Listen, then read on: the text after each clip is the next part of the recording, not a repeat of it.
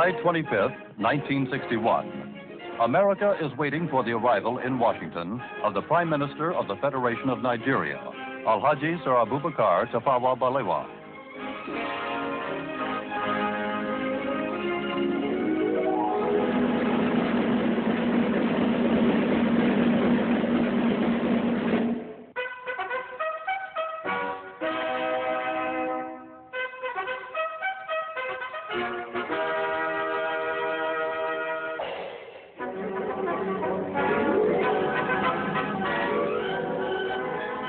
Prime Minister Balewa is making an official visit to America at the invitation of the President of the United States, John F. Kennedy.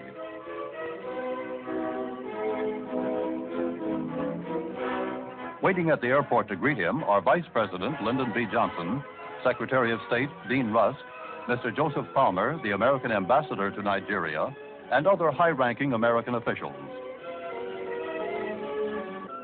Accompanying the Prime Minister is Minister of Foreign Affairs Wachuku, Ambassador Udochi, and Minister Shagari and Benson, and other key members of the Nigerian government.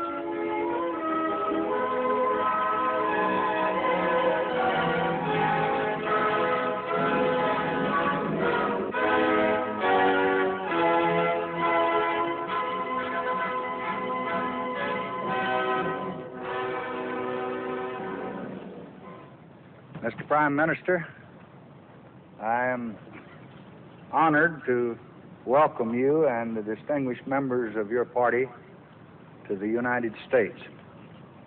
This welcome is only the beginning. You will find as you travel through this country a very deep and genuine interest in the exciting developments which are taking place in your country and in Africa today. I am very pleased to be with you in Washington today, and I look forward to the week which we are to spend among you. I have no doubt that the American people will receive us with all the kindness that they all receive strangers. This is just a brief reply to your very warm address of welcome. Thank you.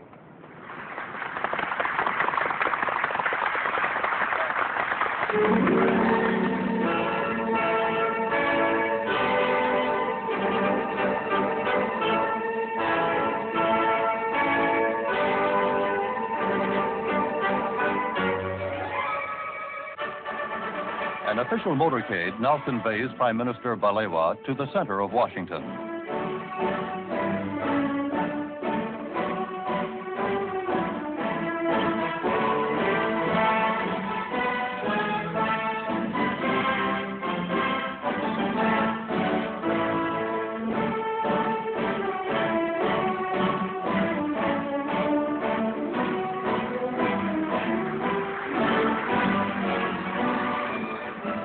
Many friendly Americans are waiting to welcome Sir Abubakar to his home in Washington.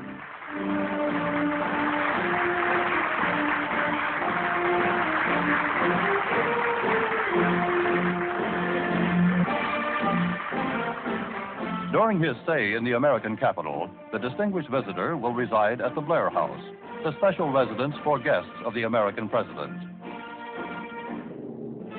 Just across the street from the Blair House is the White House, where President Kennedy awaits Prime Minister Balewa.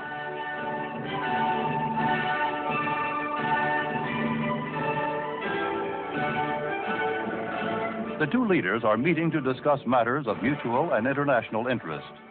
In a joint communique summarizing the outcome of their deliberations, they reaffirm their support for the principle of self-determination for dependent peoples and their unalterable opposition to racial discrimination under any name or in any guise.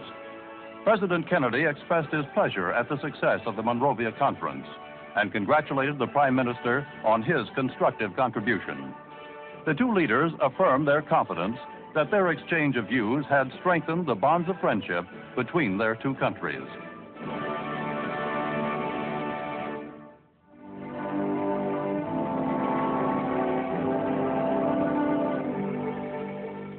The next stop for Sir Abubakar is a memorial to one of America's best-loved presidents, Abraham Lincoln. The Lincoln Memorial is a goal for every visitor to the American capital. Tourists from all over the world are drawn by a reverence for the man known by all men as the great emancipator.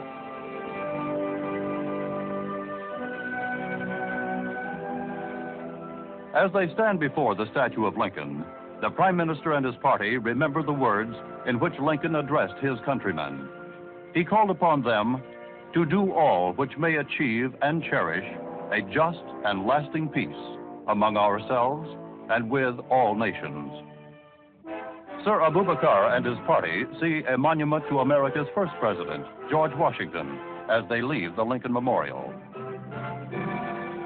A group of children proudly display the placard which Prime Minister Balewa has autographed for them.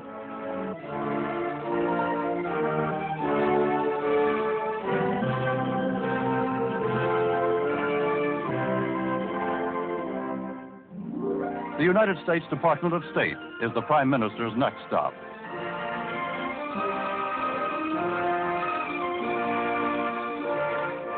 An exhibit of photographs from Nigeria and of Nigerian arts and crafts has been planned to coincide with Sir Abubakar's visit. This exhibit is aimed at helping Americans to understand the progress being made in Nigeria.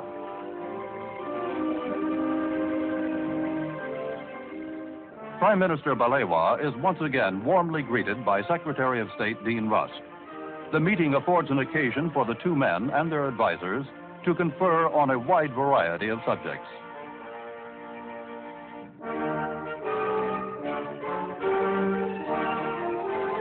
The House of Representatives of the United States invites Prime Minister Balewa to speak in a special session convened in his honor.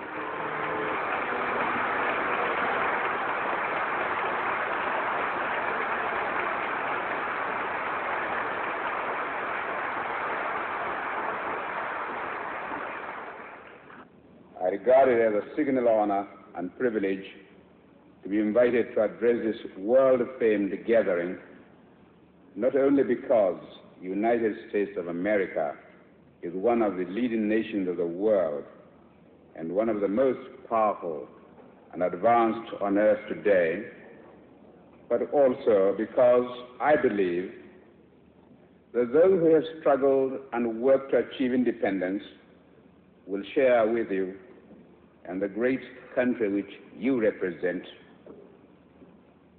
a special meaning of liberty, of freedom from outside control, and opportunities for the fulfillment of one's national desires and cultural heritage. No one who visits the United States of America will fail to notice the effects of a free society and of a democratic system of government in which the rulers are the embodiments of the will of the people, and where the activity of those who rule are reviewed frankly from time to time by the entire population. We admire the American way of life, and we respect the people of the United States for their love of freedom. The spirit of freedom which was kindled in the hearts of the founders of your great nation and has impelled you to great feats in moments of national emergency, as well as in your daily activities. That same spirit has shown itself in Africa, and we are determined that the flame of freedom, once alight, shall not go out again in our continent.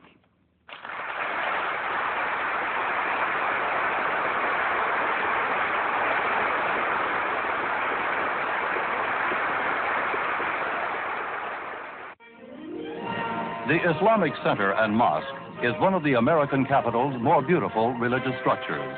Al-Haji Sir Abubakar arrives to visit the mosque, which is a center for study and research on Islam. Dr. Mahmoud Hobala, the director of the Islamic Center, greets Prime Minister Balewa.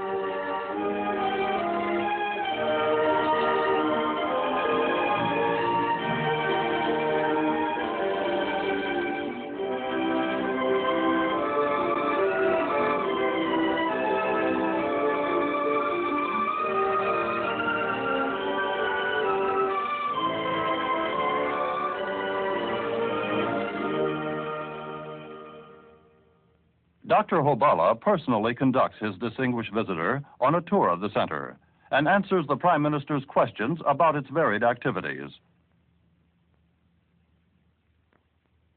When Sir Abubakar visited the United States in 1955, the Islamic Center had not yet been completed. The Prime Minister is impressed by its finished state and also by America's interest in Islam.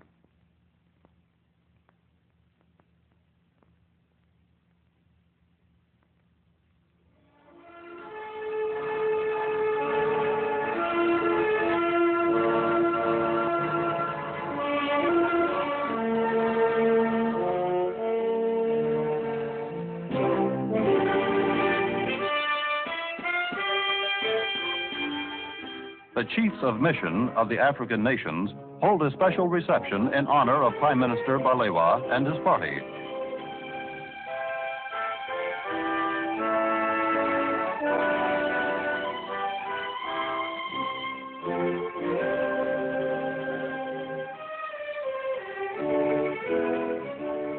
Present at this gala occasion are Ambassador and Mrs. Udochi and many other distinguished official and diplomatic dignitaries.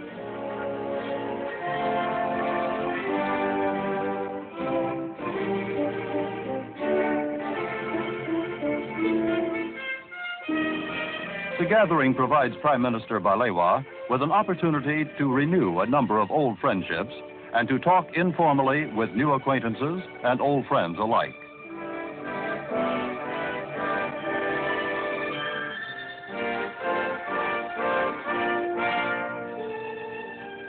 The National Press Club, whose membership includes distinguished world journalists, is one of the most influential forces on public opinion in the United States.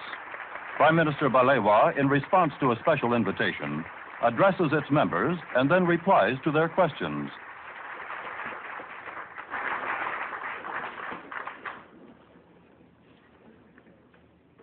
I would like to thank you, Mr. President, and the executive members of your organization for giving me the opportunity to address such a distinguished gathering. The Prime Minister tells his audience that he is greatly encouraged by